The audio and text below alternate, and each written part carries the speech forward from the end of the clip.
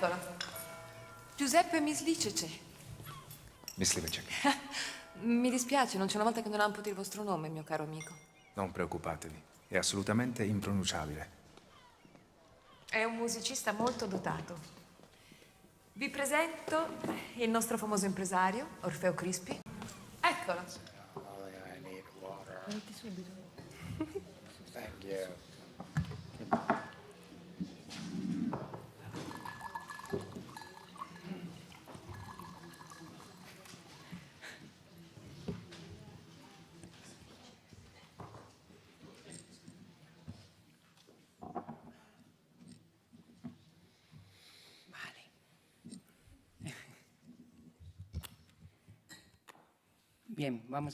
Okay, we're going to thank you. Good afternoon, everyone. Welcome to the press conference of the film Il Boemo, a film which competes in the official section of the 70th edition of the San Sebastian Film Festival. And to talk about the film, we've got the pleasure of a large part of the team of the film. So I'm going to introduce you to who is on here. Producers Marco Alessi, Gian MACOLA, and PETR DYK. Director, musical director VACLAV Lux. The actors VLADY, Barbara RONCHI, VOJTECH, and Barbara RONCHI, and LANA VLADY, and ELENA RADONICICH, and the director, Peter Václav. It's a pleasure to have you all here today. I hope I got all those names right. But to break the ice, for the first question, I might say that the obvious question is, and I'm asking this question, the director and perhaps the producers could please perhaps explain why the idea of making a film about a musician like Joseph Myslicic.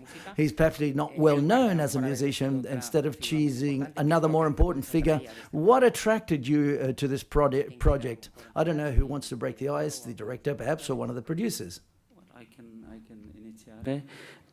No, because of course it's nice to discover something or somebody. So as he was forgotten, I wanted to discover his life story and his music.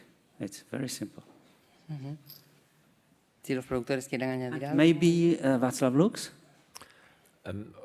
For me, the name of Myslicic was not unknown, but 10 years ago when Peter came with the idea to make a film about him, started for me also a new period to discover, also for me as a musician, his music, because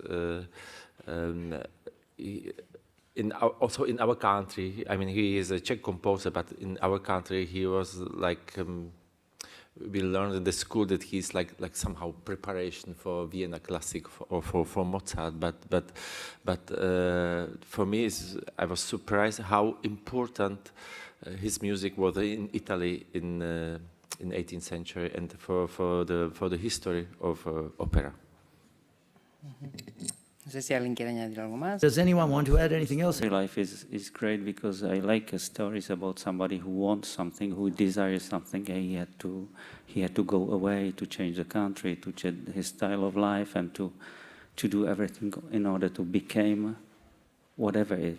In all films, I don't care if somebody becomes a composer or something else, but this fact of beginning somebody is very important for me. I think it's important also to mention that you know, the story of discovery of Myslicic started some 13 years ago when Peter wrote the first version or first draft of the script. Right? Is it 2009 or 2010? It's correct. It's something like that, yeah. Yeah. And in the meantime, you know, also Václav Lux conducted Myslivicic's opera Olympiade in Prague. And that was for us the starting point where we actually understood, you know, that the music of Myslicic is fantastic. No, it wasn't like that, because first, when I wasn't sure that Myslicic was a great composer, because there was very bad recordings. So I came to see in very beginning Václav Lux, and I was also not sure. Yeah. Yeah, but we started to work together at the last many years, and so I saw him, I don't know, 1 week, and I went back to Paris when I live, and he called me, what do you do in 2 days? I don't know, I will come. And he came and we went to archives and Archives Nationaux, and he played me 2 operas on the piano, explained me also what about this music, and he was thinking. I started to understand what about this music, but it was difficult, and he also explained me, this incredible talent of Mysliveček to understand human emotions, because Mysliveček was a great dramaturg also.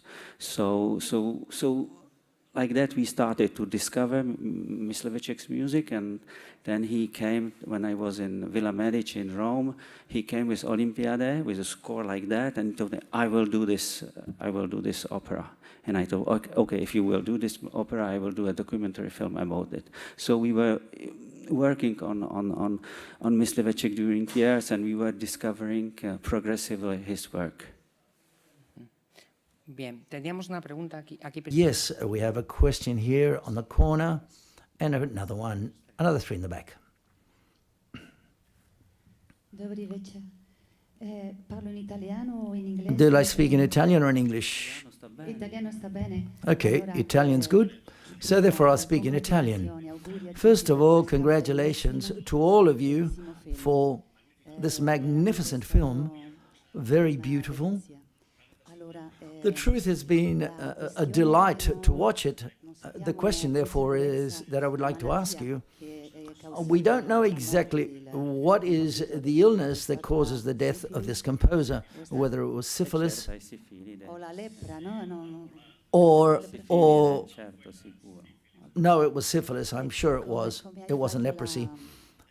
So therefore, how did you document the film? Well, as I said before, I went to the archives. First of all, well, I wanted to get to know many of the things that were printed in the period of Mysliveček, and I read a lot of books about venereal diseases, syphilis and so on, the way in which they were healed, using mercury, for example, and how it was done at that time.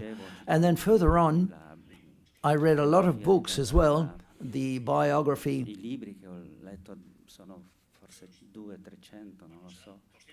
There were 200 or 300 books that I read between his memoirs and the stories of Casanova, Histoire de ma vie,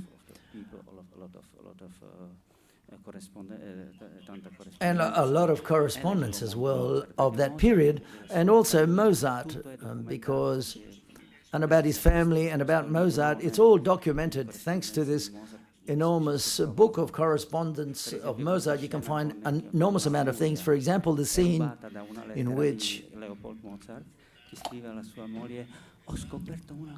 the fruit appears in one of the letters of Mozart, where he says, I found this fruit that on the outside is green and inside it's red.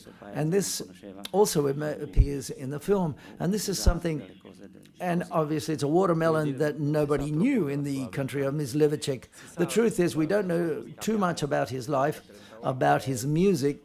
We know that we have 30 camera music and symphonies, but his life in Italy is practically unknown. So therefore it's very interesting to discover what we find within the music, the life of a person, of this man, a musician, of a bohemian. Yes, in the second row there in the corner. Hi, I would like to ask about the lighting of the film. How did you treat the lighting aspects in the film? Because it's specially studied, or is it natural light, or how was that done in the film?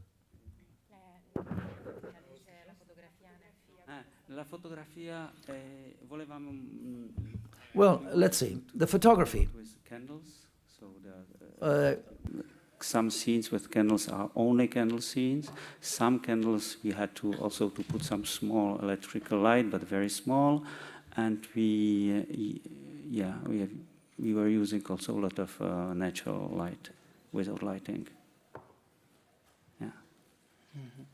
Because we wanted to be close to the reality. We didn't want to make an academic, period film. We wanted to shoot this film as it was, if it was a modern social film, to be with them, close to them, and very naturally.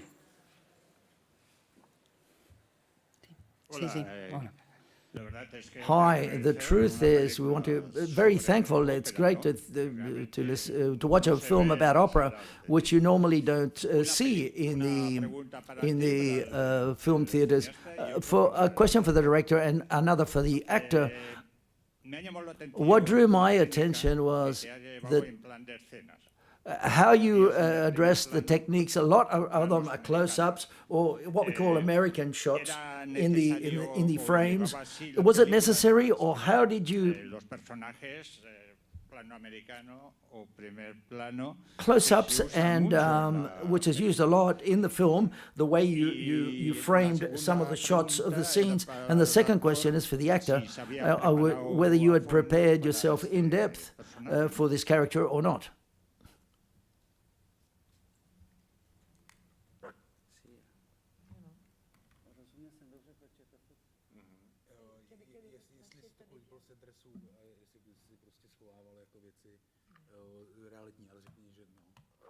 Well, I wanted to be close to them. It was first, and also sometimes practically, you know, the film, if you would like to do really large scenes, it would cost much more money. So also it is a reality of this period film that you can't open as you want. But I think that the first reason is that really I wanted to be with them. I wanted to make a pretty intimistic film. Yeah.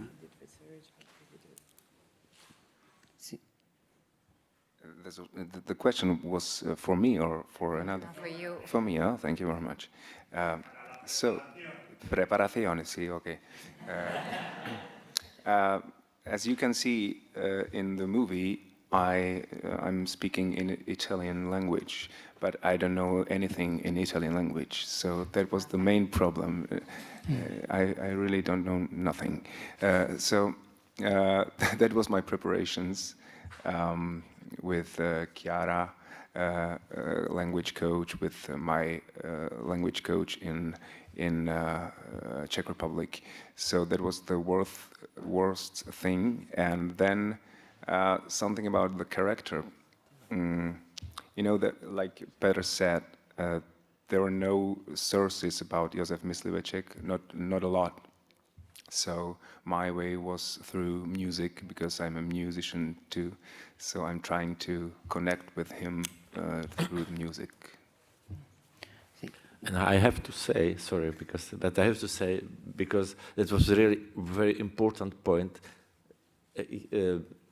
Wojciech said, I'm a musician. I have to say he's a fantastic musician and singer and conductor also, and everything. Yeah, and that was so really a gift for me to work also with him, because to make a role of composer with a musician, it's so easy. So I mean, he was in his own skill, let's say, yeah, skin, yeah. And then and also for Barbara, he learned that this only role where everything is live. All the opera, all the recordings are live.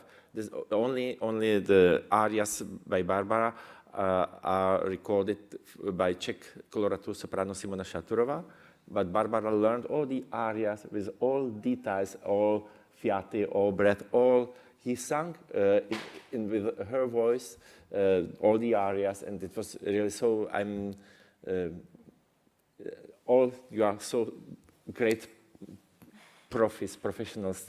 I'm really very happy. It was very fantastic, and also our piano lessons, and so this was really a joy. That is not only work. It is always, I have to say, to enjoy to work with such a great people. It was a gift for me. Yeah, I'm a musician, and I need this feeling of a pleasure to feel that we are doing something with sense and with love, and it stay in my memory forever. Thank you. Yeah. Barbara, do you want to say something? Barbara, do you want to explain how you have work your Hola a todos. Yo hablo un poquito español, ma Hi everyone, I speak a bit of Spanish. parlerò in italiano. Now I'm going to speak in Italian. No, sono, diciamo, io non ho cantato nel film, ovviamente. I didn't sing during the film, obviously. Ho cantato, io La cantavo Viana as a soprano. con la voce She did sing della soprano, che to synchronize with the voice of the soprano. But we've had the best singers in the world who have sung these arias in this film. The truth is, they are true stars, music stars. We didn't even know this because we were ignorant vis-a-vis the world of lyric singing, but they are the true stars. da una coach I did take some lessons from a coach who helped me to breathe, showed me how to breathe and how to move, like che era quello dell'epoca, insomma. as they do it in the bel canto, as they did in that period, and how they moved. And the truth is, it's been an experience which was a very beautiful experience to learn these arias. Plus, it was the moment when you were in despair after a lesson, which was very theoretical. You were saying, no, no, I've just got to sing. And with the help of Raffaella Milanese, who have these two arias at the end of the film, we sang together. She learned everything, and the video was there, so to know how she moved. And Barbara had all of this, and the truth is she worked very hard. Well, the fun thing about it is that while I sing, I'm sweating, but I'm not really. The thing is, it's an enormous effort. I got right into the role of the opera singers of that period who, it was like a tour de force when they sang. They weren't even sure whether they could hit those high acute notes. It was not necessarily for sure. It was a tour de force for me, but also for the singers in that period. Please explain, Lana and Elena, also how they approach their roles and characters, because Il Boemo it's about Myslevicic, but the women characters are very important because they have a great presence. And Lana and Elena, for example, could you explain how they approach their roles? Buonasera, io zero spagnolo, quindi... No, I don't speak any Spanish, I'm going to speak in Italian. Well, for me, portraying the Marquise has been quite, well, strangely simple, the truth be said. It's not completely true, but she's a character which has a misconcerting modernity, apart from the physical attitude and posture that quite clearly helps you in the context and gives similarity of the places and locations where we've shot the film, and plus the lighting that has been mentioned before. It wasn't always electrical lighting, for example, and it allowed us to get into the atmosphere and the wigs, and also the costume design, which is great to get into your character. But beyond all of these aspects, the Marquise does something which is quite simple to a certain extent, not for that period, but for me at least as an actress.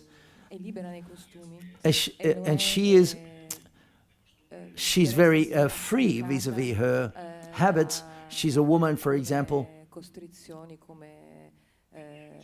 had to overcome a series of obligations, social obligations and constraints and thoughts and ideas, things that she had learned from her own family, and she frees herself sets herself free from those concepts, and thanks to the meeting with men, she learns to be someone new. And also, she's a woman who, a type of character that creates connections and links and loves in a very free way, without any jealousy, without putting up with the jealousy, because she can't put up with the jealousy, because she wants to give the same freedom that she has created for herself. And so therefore, it does truly help the first meeting, when she first meets Joseph, and represents the beginning of a revolution, so to speak, because she takes him to be able to commission work in the theaters of Naples. So I used the script, and so the work was carried out with Wojtek and with Petra on the script, on the text itself. And I have tried to return a certain lightness and a spirit of the time.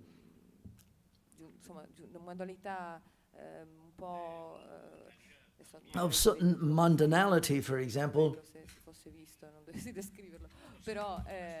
I don't know how to explain it. The truth is that maliciousness, but also a lightness. There's a component of violence in the way she behaves, and not only with others, but also with herself. And this is what I particularly liked about her, the way she closes the circle of this character. She had to be very courageous, and that she pays the price all the way to the end. And so therefore, she has a dignity that I found quite fascinating, and I've talked to Lara a lot about this. Lara, I'll let you talk now. Hi, everyone. Good afternoon. En inglés va a ser mejor. I think that the beauty of these three characters is that the female characters, is that they are so different from each other. And from my point of view, the Marchesa and Gabrielli are two strong women that have that were not an easy thing to realize in that epoch. And they are strong. Gabrielli is working, she has her own will, and Barbara shows it very clearly. And the Marchesa, she has the power, she understood how to be independent in a way. Anna did not. Anna is very much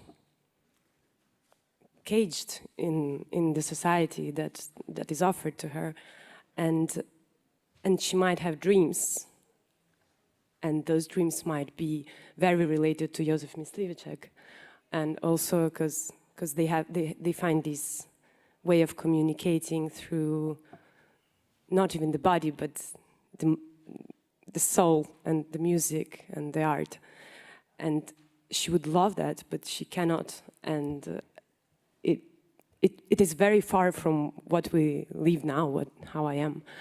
But so all the work that I was doing was based more on the emotion and in understanding how it was to be a woman at that time in that kind of a situation. And it was really good to have such a good partner, because we had a really nice connection, and Vojta helped me a lot. And also we had the piano lessons that you don't see in the movie, but Peter called me and asked me to learn how to play a piece on the piano, and I didn't know where the C was. And so I took lessons, a lot of lessons, and then I arrived. And you know, it was not perfect, but we had a couple of lessons more in Genoa, but that the process of working on the music really brought me closer to what was this universe. So I think the music is really key here. Yes, we have another question. Hi, I'm here. I wanted to ask about the wardrobe decisions. There seems to be a lot of attention to detail in the clothes. So I wanted to know how you guys have worked with that, and also how it limits a performance, especially because there is a mask involved, which I assume is very limiting when you act. And also there's a lot of dresses in which it looks difficult to breathe. So I can't imagine acting. Yes, yeah, go ahead. You have also this story with the singers. Sì, con il costumista Andrea Cavalletto, che è un grandissimo. With Andrea Cavalletto, we've talked about a lyrical singer could sing with those corsets. Metteva in pericolo la buona riuscita dell'opera. Però, come dicevo prima, but as I said before, the tour de force that she made, and the tour de force was, she couldn't leave those, she couldn't do anything out of those costumes. So therefore, this was strangely for me. But when there was a difficulty in the custom of the genre, that's where she truly overcomes the victory of the singers of the bel canto, and the customs were quite maximum. There was a very high level. You asked about limitations. Has preguntado. I mean, there were no limitations in this movie except of my acting limitations. But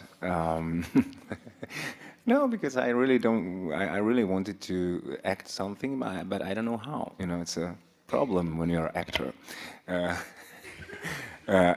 But the real thing is that, for example, the mask was absolutely okay. The problem was with teeth, because it's something different when you speak with another teeth in your mouth. So, but it's okay. You know, it's my job. Can I add something about the costumes very shortly? Because Peter and Andrea Cavalletto, they have been working on this exact reproduction of the clothes of the century, and they did an amazing work. And you are right to say that there are small details, and they are all found in small places, and they really made a lot of research into it. And I think I can speak for all of us that the clothes did help us, the costumes, to feel the epoch, but there is a really great attention from Peter's side and from Andrea Cavalletto's side to that. I mentioned already that all the music scenes are live recorded, and all the opera scenes we made in Teatro Comunale in Como. In summer, it was like 35 degrees outside, and inside you can imagine with candles and film lighting. That was really hard. So not for me. 55 degrees. I was just there also only like observer, but also for the orchestra, because everything you see with the music is really live. Usually in the movie you have the recording, and then you have some musicians making the picture, but everything is really live. And then it was during the long days, I don't know how many degrees, and I know that if you see how exhausted are the singers on the stage, in fact, this was not so difficult to play it, because they were really exhausted, I think, and under I think that hard conditions. Yeah. But I think that they were used to be exhausted like that after 6 hours on opera in the time that we could catch the reality thanks to this temperature. But we could obtain something real. That was the same. No? That was the same. That was the reality of the opera making in 18th century, with candles and with the rich costumes and all this, beautiful things, but hard to do. Yeah. Hard work. Hard work, yeah. Sí, teníamos ahí otra pregunta. We have another question. Hi, first of all, congratulate you for the film, and secondly, I would like to ask you, the actor, albeit you've said you've had to learn Italian and so on and so forth, what was it like getting under the skin of this composer?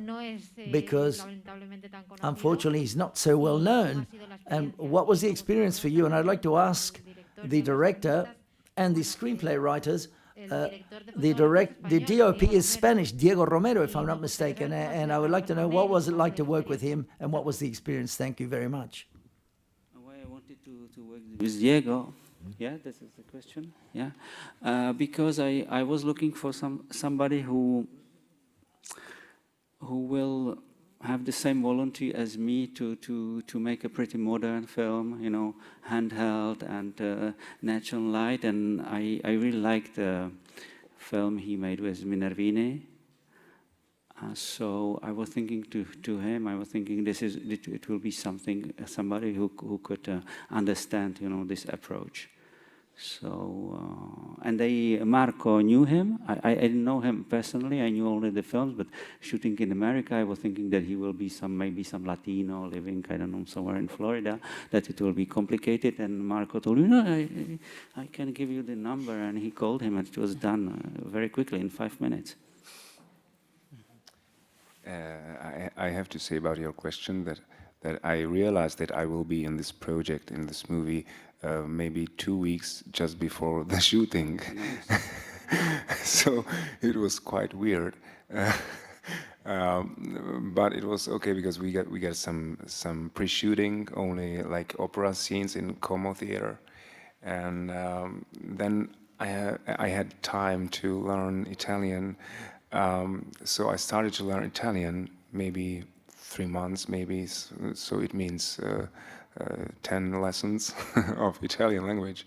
And then I was trying to learn one scene from the movie whole to understand not only my lines, but of course my colleagues' lines. And I realized that it took, for example, 1 week.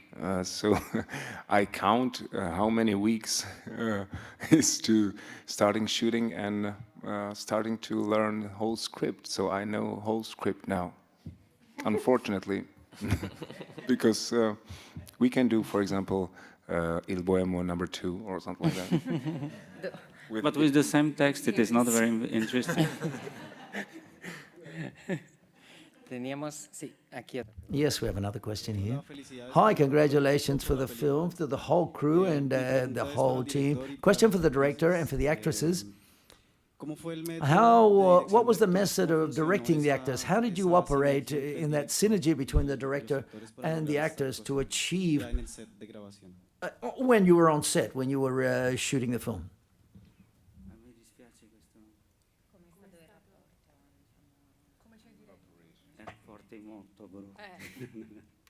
Well, do you want to start? No, you start. Yeah.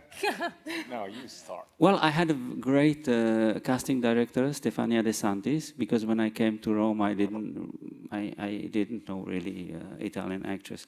So with her, I saw a lot of people, a lot of pictures, and she presented me a lot of people. And when she presented me Barbara, she was like that, very gentle. I told him, "What are you doing? I need to see this crazy woman."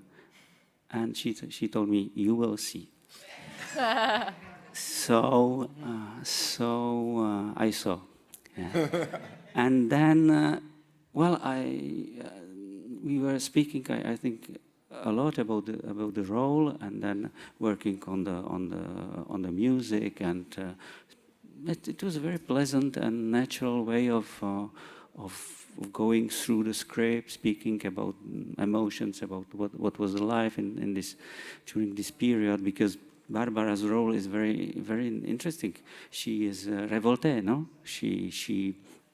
There's something even linked with Mozart, you know, because those people, they knew that they have incredible talent, that they are incredible, great musicians, but they was of the low nation, you know. They weren't aristocrats like the people for whom they used to work. So they had this fight with them. They wanted to. She wanted to be free. She wanted to be known as a valuable person, not because she is great and she's talented.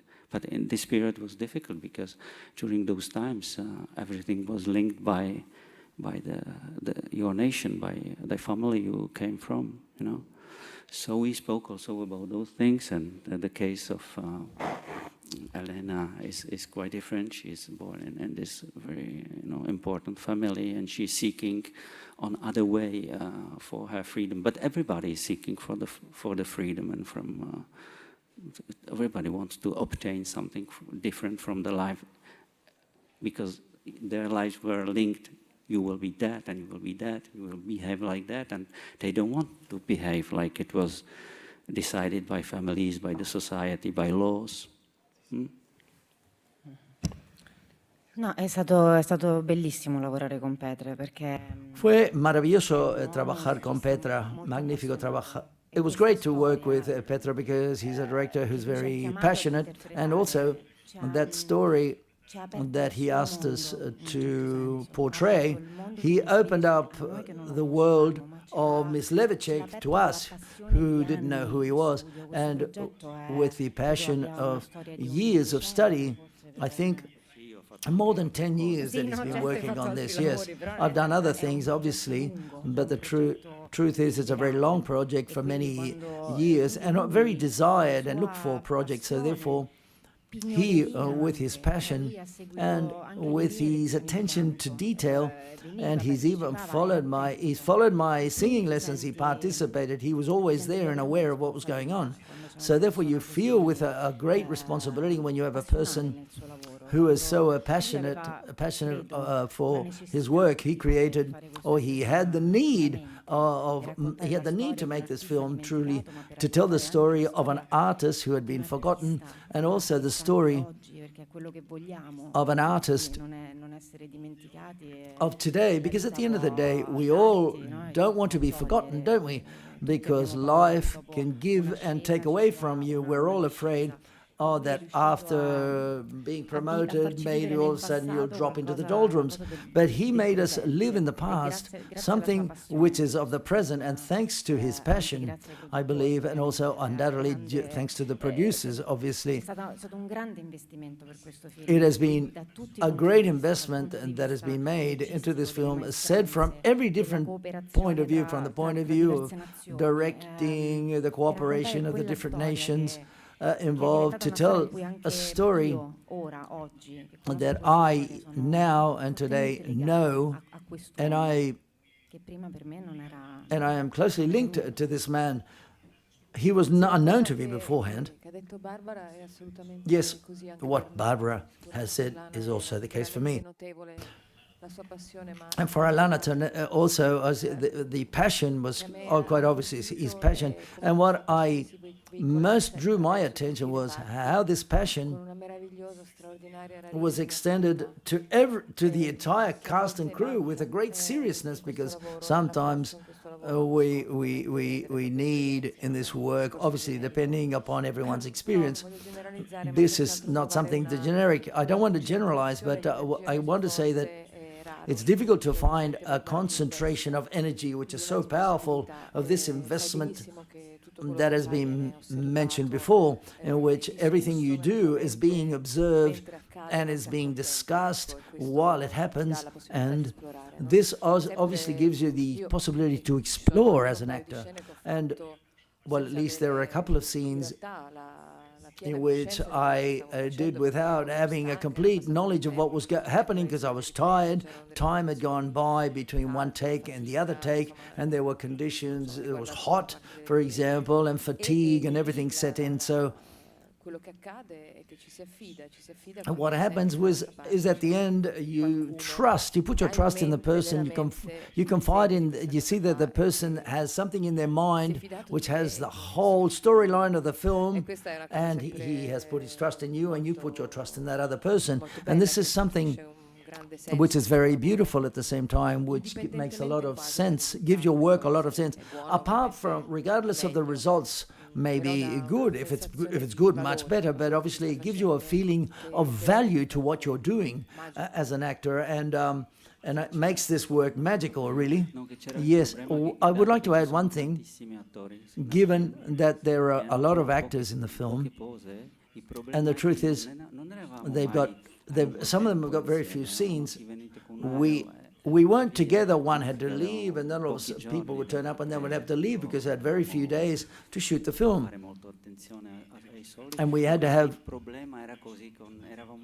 pay a lot of attention to it and concentrate. The thing was, we were together for a short amount of time, and then we had COVID in the middle as well, and all of this is very difficult, because instead of directing 5 people, as is usually done, being with them and with the actresses. The truth is, he had a very short period of time and a lot of actors, and that was an added difficulty. The things that made it special working with Peter, for example, at least for me, is that, apart from everything that has been already said, is that we spent a lot of time, talking, like even during shootings, during preparation, before, we were just talking about how do you see this and how do you think a person in that year, in that situation would react? Why, how, what was their way of thinking? Because PETR was really trying to immerse himself into that. Actually, he was living in this condition, and whenever we would come nearby, he would kind of pull us in with him in this world, and there was no way to make something that would not fit this world, because PETR would see it immediately, and this was something beautiful. Like, he really gave us the opportunity to live in another century for a while. Yes, because we were speaking too much, a lot, because we've been speaking, reading, and even by WhatsApp, and so because I want also from the actor, even if the actor is great, I know that he can play, but it is not enough. I try to know who is this person and what she can give me from her, you know. It is not just you have the right, you have lines, but I tried also, you know, to understand who they are and what can they give me, you know. So I can be surprised also. Sí, tenemos tiempo. Yes. Ooh. Yes, we have time. We have time. Oh, okay. The question for the director. The question for the director vis-a-vis the script, which covers a lot of years, and even though the film is very long, what was it? How did you work on the script with the time leaps there are, and how the narrative puts up with all of those leaps in time and covering all of those years? I'm not too sure whether you left something out in the shoot, or other years or other cities were left out in the editing room. No, we didn't have too much money to put a lot of scenes out, you know. So we try to shoot really what we have to shoot. Even all the time you have some, you know, but no, this is the problem of the screenwriting, how you will approach the story, so long story. I don't remember. I knew that I didn't want to see him dying on the end of the film, so I wanted to, it was very clear from the beginning. Okay, somebody would say, oh, it's a very classical film, because, but you know, logically, I didn't want to see him dying. So I had this arc already, and then the fight was how to put, you know, the fact that he's growing up, when he comes to Venezia, he's lost, he don't have same codes, and he will meet somebody, and it gives other possibilities, and so, and then he will go to Naples, etc. Of course, you can write a lot of stories and have a 500 long script. It is not a problem. The problem is how to reduce and how to play with this time. But it's very difficult to explain, and I don't even remember. Sí, tenemos tiempo para una última pregunta. Gracias. Time for one final question. What I would like to ask, in line what you said about the script, you said you practically knew nothing about this Joseph Mysliveček. You had to invent part of its story. Did you invent these women who cross in his path, or did they exist as well? And this has been researched. The only reason that it occurs to me that a composer, such a marvelous composer, ends up with three incredible women is that he had to be very handsome, very attractive. And did you invent that, or was he a very handsome composer?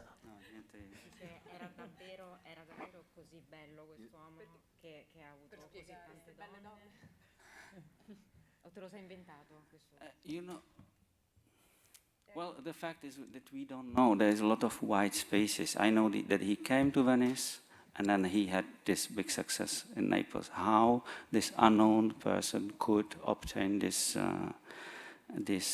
scrittura, this contract, nobody knows. So, but I wanted to have a story about a unique personage, but some exemplary personage too, because he is unique as Joseph, but the composer of this time has some sociological, very clear existence. So first I was thinking, how can you do a career in this time? In this time, all men, poor or not very born, could make it through the church, through the army, or through women. So the story was about women, because I didn't want to make a film about army. But the career was usually done like. That's why, for example, I had read a lot of Rousseau, for example. And so I was studying those lives of this man, poorest man, who could accede to the society and to the fame through women. So, and of course, I think that he wasn't ugly. I think that, no, because even he was not a star. He was kind of servant, Doing music in those times the status was of a very good, well-seen servant. But I think that the people need somebody. They want to like the person who is working for you. Also, those singers, they need to work with somebody who is sympathetic, who is nice, who works well with them. So I think, and even Mozart said that he was a man full of patience and full of fire. So I think that he had something. He wasn't some ugly small man. I don't think so. I have to mention that the Catarina Gabriel, of course, was a real person. It was really big star and very important soprano. And there's a lot of situation. They have really realistic background. For instance, this scene where maybe it's interesting to small detail where small Mozart is playing and Mysliveček. This is really Mysliveček. Small Mozart is asking, "Could you play something for me?" And he's playing. This is beginning of Nitteti overture, but because he was working at that time in Bologna on Nitteti. And then Mozart worked on Mitridate, his first Italian opera for Milano, and Mozart transformed the overture for Nitteti to Sinfonia, to overture to Mitridate. So this everything is really the musical material, and the situation is invented, of course, but the musical material is realistic. So there's a lot of realistic details, and yeah. Even the scene with the king was taken from letters by Joseph II, who wrote to Maria Teresa, "Misbehaving, it is not an invention. He was like that." It's very funny to read that, the empire who wrote to Vienna how he was dealing with such a Ferdinando, very crazy personage. And all the situations in the theater, because nowadays when we are in the theater, we are used to have this dark space and everyone is listening silently, and that we know that in Italian theater at that time was very loud, everything, people talking, eating, and this is really also like documentary. It's really a realistic situation in that time. Yeah. Muy bien. Bueno. Very well. We're very happy to listen to you talk about the film, but we have to leave, and I imagine you would like to relax and celebrate the warm welcome that the film has had. So thank you very much for being with us in San Sebastian, and a lot of success with your film. Thank you.